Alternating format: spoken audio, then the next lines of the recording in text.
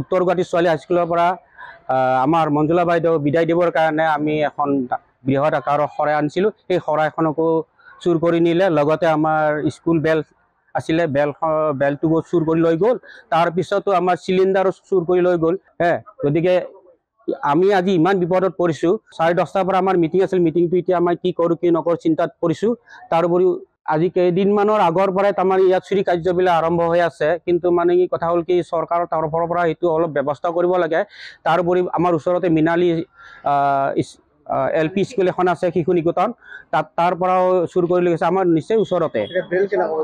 বেল বজাব পৰা নাই, তাৰমানে কি সেনেকুৱা আমি টাইম এটা মিলাই লৈ পেলাই স্কুল ছোৱালীকেইজনী ক্লাছ কৰি আছোঁ আৰু উপায় নাই। উপায় নাই, নতুনকৈ কিনি আনিব লাগিব এতিয়া। পিছত আমি আজি ৰাতিপুৱা এতিয়া স্কুলত যেতিয়া আহিছোঁ তেতিয়া মানে তলা ভাঙা অৱস্থাত পাইছোঁ, আৰু তলা ভাঙি সেইখন শৰাইখন চাইছোঁ, শৰাইখন নাই। তাৰপিছত স্কুলৰ বেল বজাব চাই যে বেলটো নাই, আৰু চিলিণ্ডাৰটো আমাৰ যি আমি দৈনিক চাহৰ আমি ব্যৱস্থা কৰা যায় সেই চিলিণ্ডাৰটো আমাৰ নাই।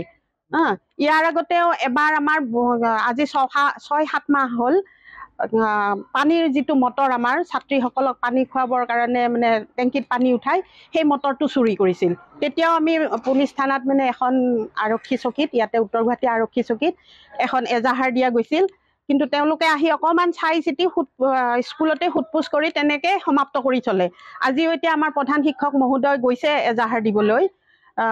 সেয়ে ভাবিছোঁ ইমানবোৰ আমাৰ স্কুলত সম্পত্তি আছে, যাতে আমি চৰকাৰক টানি অনুৰোধ জনাইছোঁ যাতে আমাৰ স্কুলখনৰ নিৰাপত্তাৰ কাৰণে নাইট চকীদাৰ যদি ব্যৱস্থা কৰি দিয়ে আমি নথৈ আনন্দিত হ'ম।